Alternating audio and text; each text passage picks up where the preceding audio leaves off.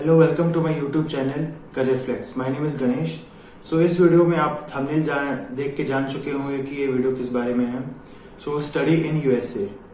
तो हम जानेंगे जो भी इंडियन एस्पिरेंट हैं जो स्टडी करना चाहते हैं यूएसए में, उसके लिए क्या क्या प्रोसेस होती है, क्या क्या डॉक्यूमेंट्स चाहिए, कितना टाइम पीरियड होता है, कौन से एग्ज़ाम देने आपको होते हैं, वीज़ा कैसे हासिल करना है, और जितना भी तमाम तरह की चीज़ें हैं किसी भी एस्पिरेंट को जानने के लिए हम ये वीडियो में जानेंगे। यूएस में स्टडी करना एक बहुत ही बिग अपॉर्चुनिटी है किसी भी इंडियंस के लिए, क्योंकि कम से कम 10 लाख इंडियंस हर साल जाते हैं यूएस स्टडी के लिए for their MS, for their PhD और फॉर बैचलर्स। और यूएसए अभी तक सारे पूरे वर्ल्ड में एक बहुत बड़ा बिगेस्ट डेस्टिनेशन बना है एजुकेशन हब के लिए, चाहे वो चाइनीज हो, साउथ कोरिया हो, जापान हो, कहीं के भी स्टूडेंट यूएसए को प्रिफर करते हैं। ठीक है, without wasting any time let's get start.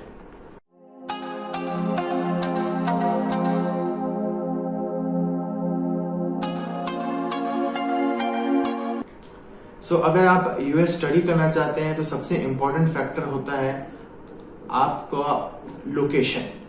आप किस स्टेट में पढ़ना चाहते हैं, क्योंकि यूएस में कम से कम 50 प्लस स्टेट्स हैं और वहाँ पे अलग अलग तरीके का एक्सपेंसेस है, फॉर लिविंग एक्सपेंसेस, फीस अलग है, और तमाम तरीके के जो एक्सपेंसेस लगते हैं वो सब तरीके का अलग है, राइट। तो सबसे इम्पोर्टेंट आपको फर्स्ट सेलेक्ट करना है वो अपना लोकेशन सेलेक्ट कर लीजिए, राइट। फॉर एग्जांपल आप कैलिफोर्निया है, बॉस्टन है, न्यूयॉर्क है, ये मेजर जो स्टेट्स हैं जिनकी हाई जीडीपी है यूएसए में, आई प्रेफर कि आप उसको सेलेक्ट करें। फॉर एग्जांपल मैं बॉस्टन मान लीजिए सेलेक्ट करता हूँ, ठीक है। तो मैं आपको बॉस्टन के जितने भी एग्जांपल हैं उसमें बताऊंगा, ठीक है। आप उसके बाद लोकेशन सेलेक्ट करने के बाद आप अपना कोर्स सेलेक्ट कर लीजिए, आपको कौन सा कोर्स वहाँ पे पढ़ना है। जैसे आप बैचलर्स आपने मान लीजिए कंप्यूटर में किया है तो आप वहाँ पे कंप्यूटर साइंस कंटिन्यू कर सकते हो, या फिर आपको स्पेशलाइजेशन करना है artificial intelligence, machine learning, robotics और इंफॉर्मेशन टेक्नोलॉजी और साइबर सिक्योरिटी, इस पे भी आप वहाँ पे मास्टर कर सकते हो। या फिर आप मैकेनिकल किए हो या सिविल, केमिस्ट्री, बायोलॉजी, आपको वहाँ पे जो आप अपना बैकग्राउंड से रिलेटेड वहाँ पे आप कोर्स चुन लीजिए। फर्स्ट ऑफ ऑल ट्राई कीजिए आपका जो कोर्स हो रिलेवेंट हो। अगर आपका कोर्स मान लीजिए रिलेवेंट नहीं है, फॉर एग्जाम्पल आप इलेक्ट्रिक के हो, आपको कंप्यूटर साइंस पढ़ना है, तो आप फर्स्ट ऑफ ऑल आपको ऐसा एसओपी में कंफर्म करना पड़ेगा, आपको ऐसा बताना पड़ेगा कि प्रोफेसर को कि मैं कंप्यूटर साइंस क्यों स्विच कर रहा हूँ, राइट। आपको उनको कन्विंस करना पड़ेगा। आपके सीवी में वो रिफ्लेक्ट होना चाहिए कि आपने कंप्यूटर साइंस में क्या क्या इंटर्नशिप की है या फिर कोई कोर्स किया आपने उससे रिलेटेड, जिससे आप मोटिवेट हुए कंप्यूटर साइंस करने के लिए, ठीक है। तो आप ऐसे अपना कोर्स चेंज कर सकते हो। कोर्स सेलेक्ट करने के बाद आपका लोकेशन सेलेक्ट होगा, then selection of your college.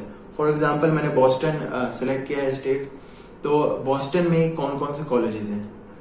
Top के कॉलेजेस काफ़ी हैं बॉस्टन में, क्योंकि Boston one of the great city है किसी भी education, for the education purpose, क्योंकि यहाँ पे हार्वर्ड है, एमआईटी है, बॉस्टन यूनिवर्सिटी है, बॉस्टन कॉलेज है, तमाम तरीके की यूनिवर्सिटीज़ आपको मिल जाएंगी। कम से कम 23,000 इंटरनेशनल स्टूडेंट बॉस्टन में लिव करते हैं, ठीक है।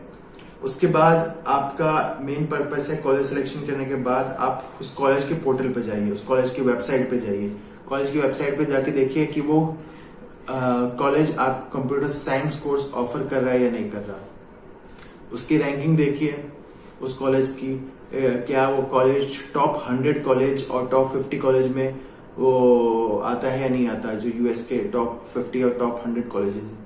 फिर आपको कॉलेज सिलेक्शन के बाद आप उसके पोर्टल पे जाके देखिए कि मिनिमम जो आपको क्वालिफिकेशन के लिए क्या क्या डॉक्यूमेंट्स चाहिए। आपको मान लीजिए जीआरई देना है तो आपको जीआरई में कितने मार्क्स चाहिए, टोफिल और आइल्स अगर आपको कॉलेज में अप्लाई करें तो मिनिमम उसका कट ऑफ देख लीजिए, और देखिए कि वो कोर्स स्टैम्प कोर्स है या नहीं कोर्स है, ठीक है।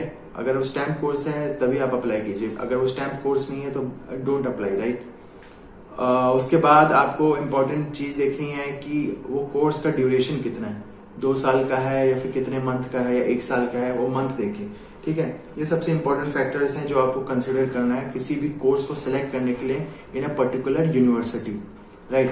फॉर एग्जांपल मैंने नॉर्थ ईस्टर्न यूनिवर्सिटी चूज किया, या फिर आप नॉर्थ वेस्टर्न यूनिवर्सिटी या फिर कोई से भी कॉलेज आप चूज कर सकते हैं। तो मैंने नॉर्थ ईस्टर्न सेलेक्ट किया।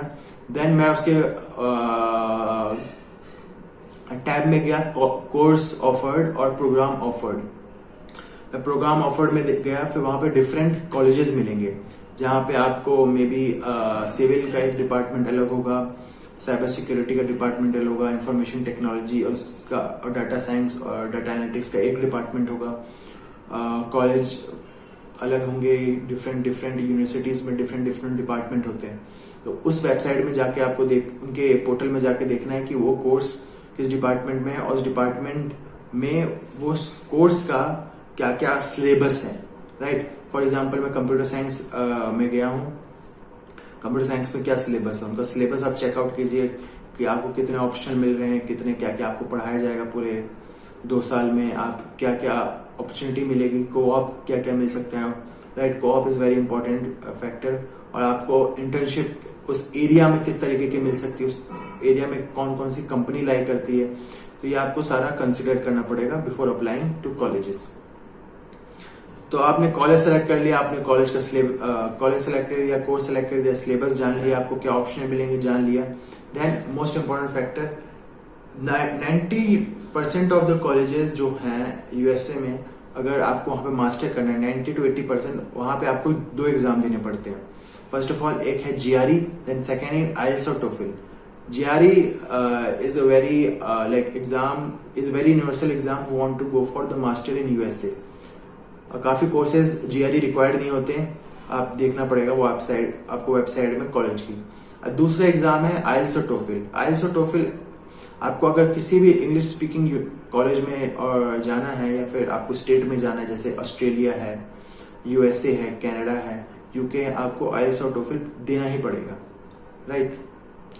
मैंने IELTS और TOEFL पे एक वीडियो बनाया है, आप जरूर उसको चेकआउट कीजिए मेरे चैनल पे जाके। और अगर आपको IELTS और TOEFL में कंफ्यूजन है तो आपको कौन सा देना है, आई रिकमेंड कि आप IELTS दें, राइट। IELTS क्योंकि ईजी है, आप इसको 1 महीने या 20 दिन में आप इसको प्रिपेयर कर सकते हैं। GRE एंड IELTS और TOEFL अगर आपको एग्जाम देना है, try to finish this exam in 3 months। 2 महीने आप GRE प्रिपरेशन के डाल लीजिए और 1 महीना आप IELTS और TOEFL प्रिपरेशन, किसी एक एग्जाम के प्रिपरेशन में डालना है आपको। देन आपको जाके करना है, आपको अपने को register for their college website. आपको वहाँ पे एक पोर्टल मिलेगा, एडमिशन पोर्टल, आपको वहाँ पे रजिस्टर करना है, ठीक है। फॉर एग्जांपल मैं नॉर्थ ईस्टर्न यूनिवर्सिटी में जा रहा हूँ, तो मैं नॉर्थ ईस्टर्न में जाऊँगा कि एडमिशन सेक्शन में जाऊँगा, फिर वहाँ पे कॉलेज पोर्टल खुलेगा। कॉलेज पोर्टल में वहाँ पे मैं अपने आप को रजिस्टर करूँगा। रजिस्टर में मैं अपना ईमेल आईडी पासवर्ड डालूंगा, कुछ डिटेल्स होंगी उसको फिलअप करूँगा। आपको कंफर्मेशन मेल मिलेगा अपने, या फिर कोई कोड मिलेगा, उसको डालने के बाद आपका वो पोर्टल आप रजिस्टर हो गया, आप उसको यूज़ करने के लिए तैयार हो जाएगा पोर्टल। उस पोर्टल को फिर लॉगिन करना है। लॉगिन के बाद यहाँ से सबसे इंपॉर्टेंट चीज़ स्टार्ट होती है। लॉगिन करने के बाद आपको काफ़ी डिटेल्स मांगेगा, आपका नाम, आपके पेरेंट्स का नाम, आपके यूनिवर्सिटी कहाँ पे लोकेटेड है, आप किस स्टेट में रहते हो, इंडिया में या फिर पाकिस्तान में आप रहते हो या चाइना में, किस स्टेट में रहते हो, वहाँ पे आपका पर्टिकुलर एड्रेस क्या है वो मांगेगा, आपका जितने भी यूनिवर्सिटी है उसका एड्रेस क्या है वो मांगेगा, आपकी CGPA GRE मार्क्स मांगेगा, सारी डिटेल्स मांगने के बाद, और यहाँ पे मोस्ट इम्पॉर्टेंटली ऐसे 5 और 4 डॉक्यूमेंट्स हैं जो आपको वहाँ पे अपलोड करने पड़ेंगे। वो डॉक्यूमेंट्स के बिना आप पोर्टल आगे नहीं बढ़ेगा। सबसे मोस्ट इम्पॉर्टेंट डॉक्यूमेंट है जो आपको यूनिवर्सिटी से लेना है, वो है ट्रांसक्रिप्ट। ट्रांसक्रिप्ट एक बड़ा सा एक फोल्डर आएगा, उसमें आपको ट्रांसक्रिप्ट यूनिवर्सिटी देगा, आपको रिक्वेस्ट करना पड़ेगा एग्जाम डिपार्टमेंट में जाके कि मेरे को ट्रांसक्रिप्ट चाहिए। ट्रांसक्रिप्ट में आपके फर्स्ट ईयर से लास्ट ईयर तक जितने भी आपने पेपर दे रखे हैं वो विथ देयर ग्रेड और या फिर मार्क्स वो मिल जाएगा आपको। पर्टिकुलर सेमेस्टर में 6 या 7 सब्जेक्ट है, वो सारे लिस्ट बनी रहेगी, ठीक है। वो फोल्डर को आपको खोलना नहीं है, येलो कलर का फोल्डर मिलेगा या व्हाइट कलर का, वो फोल्डर आपको ओपन नहीं करना। क्या होता है कभी कभार वो डायरेक्टली यूनिवर्सिटी टू यूनिवर्सिटी जाता है, जैसे कि आपकी यूनिवर्सिटी है दयालाल नंद यूनिवर्सिटी गुजरात, ठीक है, तो आपको दयानंद यूनिवर्सिटी गुजरात से वो आपको फोल्डर मिल गया, आपको वो फोल्डर ही डायरेक्ट मेल करना पड़ेगा बाई फेडेक्स और किसी भी आपका जो कुरियर होगा, तो वहां से आपको डायरेक्ट वो यूनिवर्सिटी में मेल करना पड़ेगा। ठीक है, तो ऐसे भी प्रोसेस है, या फिर आपको स्कैन करके अपलोड करना पड़ेगा वो ट्रांसक्रिप्ट। पहला डॉक्यूमेंट ये रहा। Now next document is 3 LOR, letter of recommendation. 3 LOR क्यों? क्योंकि 3 LOR मांगे जाते हैं, 2 LR भी मांगे जाते हैं, इससे ज्यादा LOR नहीं मांगा जाते, क्योंकि 99% ऑफ जो यूनिवर्सिटीज हैं वो इतने ही LOR मांगती है। तो LOR आपको कहाँ से मिलेगा? आपको प्रोफेसर जो होते हैं वो रिकमेंड करेंगे आपको, आपका मतलब एंडोर्समेंट करेंगे पर्टिकुलरली जहाँ पे आप जिस यूनिवर्सिटी में आप पढ़ना चाहते हैं। ठीक है, फॉर एग्जांपल आप नॉर्थ ईस्टर्न पढ़ना चाहते हो तो नॉर्थ ईस्टर्न आपको दयानंद यूनिवर्सिटी के जो प्रोफेसर आपको इंडोर्स करेंगे, उनका मेल आईडी आपको वहाँ पे डालना पड़ेगा आपके कॉलेज पोर्टल में जिस यूनिवर्सिटी में अप्लाई कर रहे हैं।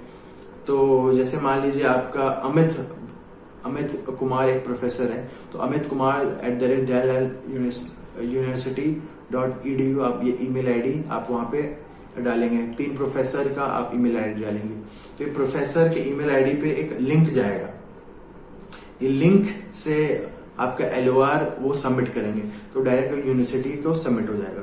अगर आप एक वर्किंग प्रोफेशनल हो तो आपको क्या करना है, आपको कम से कम 2 LOR आपके यूनिवर्सिटी से लेना है और एक LOR आपकी कंपनी से लेना है, कंपनी के CEO या मैनेजर से लेना है। ठीक है, तो LOR में पर्टिकुलर ये पूरा एंडोर्समेंट रहता है, कॉलेज या फिर आपका मैनेजर आपको एंडोर्स करेगा कि this is the aspirant who are working very hard in my company और in my doing very good project, और इसने मेरी काफ़ी हेल्प की है किसी भी इवेंट ऑर्गेनाइज करने में, जैसे साइंस फेयर ऑर्गेनाइज करने में, या फिर जितने भी आपके को-करिकुलर एक्टिविटीज़ हैं वो आपको शो करेगा वो लेटर ऑफ रिकमेंडेशन। ठीक है, ये 2 डॉक्यूमेंट के बाद तीसरा डॉक्यूमेंट है आपका रेज्यूमे और CV।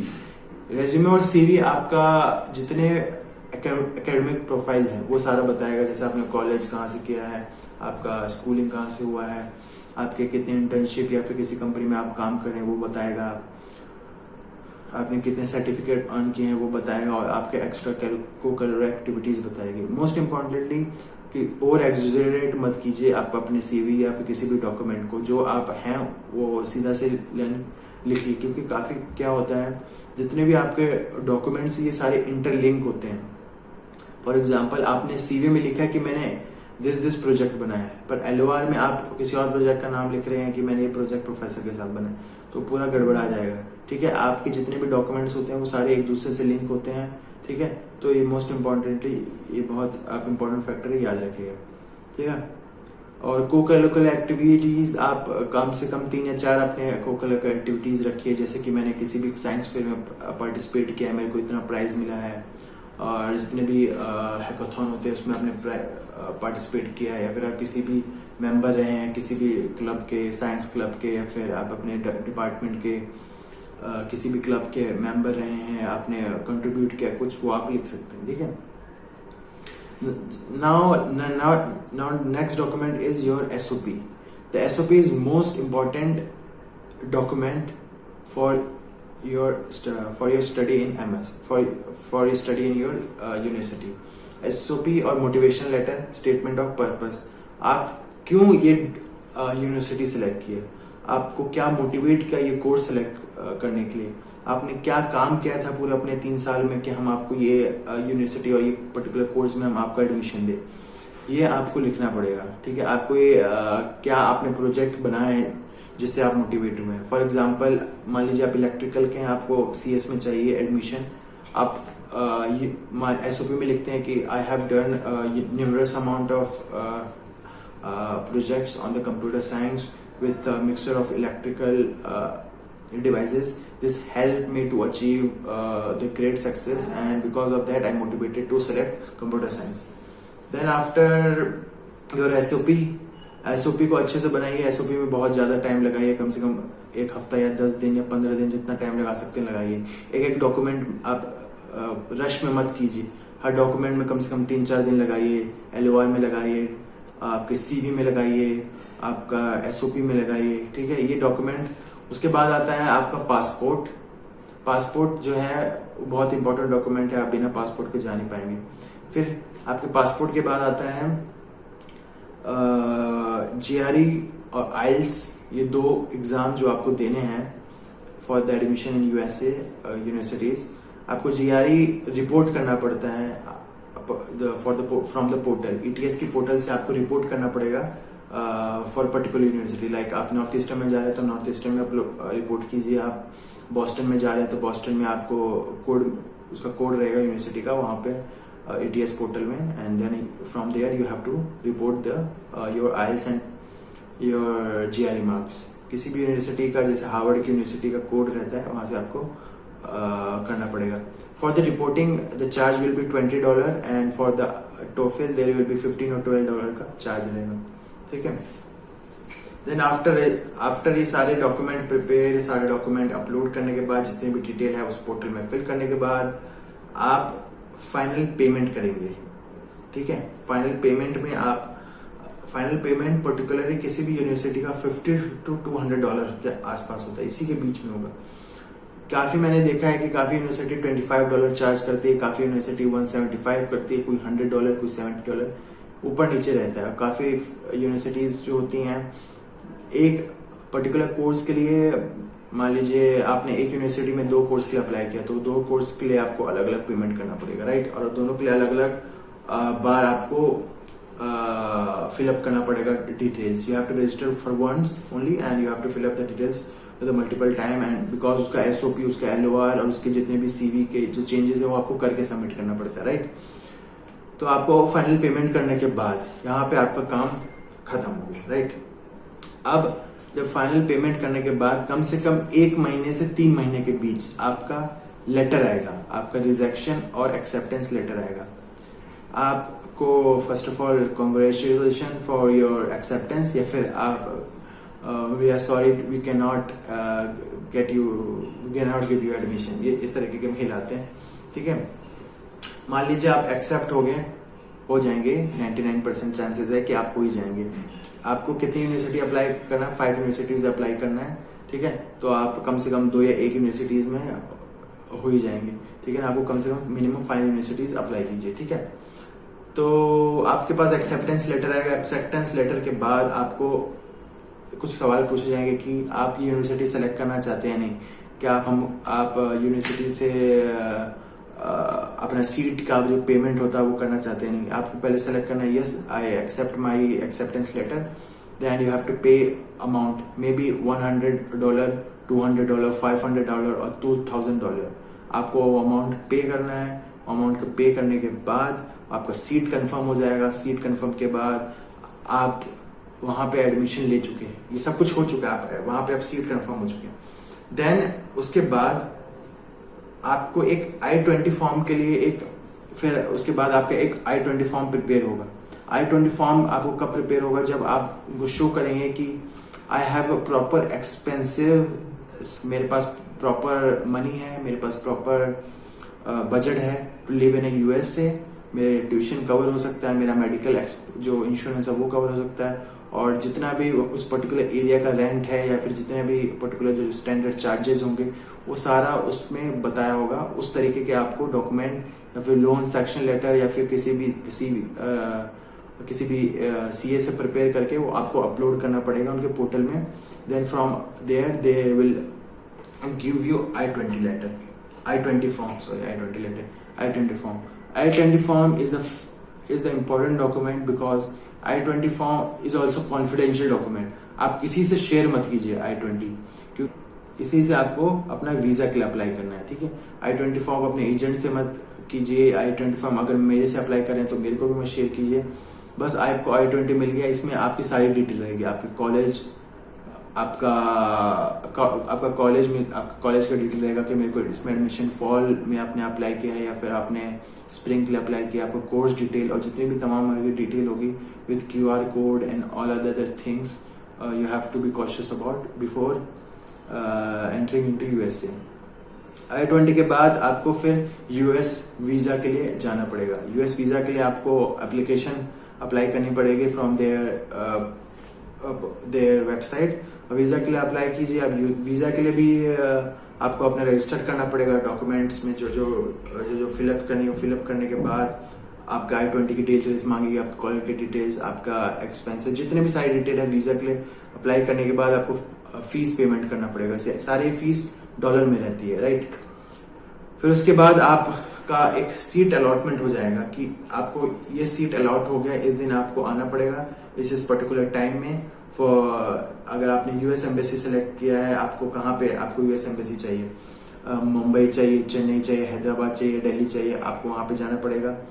आपको फिर आपका इंटरव्यू होगा, आपसे सवाल जवाब पूछे जाएंगे, फिर इंटरव्यू आपको स्टैम्प मिल जाएगा, वीजा स्टैम्प। उसके बाद you are ready to fly in USA my friend. उसके बाद टिकट बुक कीजिए और आप उड़ जाइए। सो ये सारी प्रोसेस रही यूएसए में स्टडी करने के लिए। अगर आपको कोई भी डाउट है please comment down below, please do subscribe my YouTube channel. अगर आपको यूएसए में स्टडी करना है, किसी भी चीज में परेशानी आ रही है, प्लीज मेल मी, आप मेल कर दीजिए मेरे को, या फिर आपको अप्लाई करना है यूएस यूनिवर्सिटीज में, आप मेल कर सकते हैं मेरे को। या किसी भी चीज में आपको परेशानी आ रही है, जैसे ट्रांसक्रिप्ट में, letter recommendation, CV, SOP, passport में, या फिर आपको मार्कशीट में प्रॉब्लम आ रही है, जीआरई और टोफिल की प्रिपरेशन में प्रॉब्लम आ रही है, किसी भी चीज प्रॉब्लम आ रही है, आप मेरे को मेल करें या फिर मेरा यूट्यूब वीडियोस देखिए, उसमें काफी इंफॉर्मेशन मिलेगी आपको। सो इस वीडियो में इतना ही। आप किसी भी डाउट से पूछने के लिए मेरे को मेल कीजिए for the related to study abroad. So bye bye and have a nice day.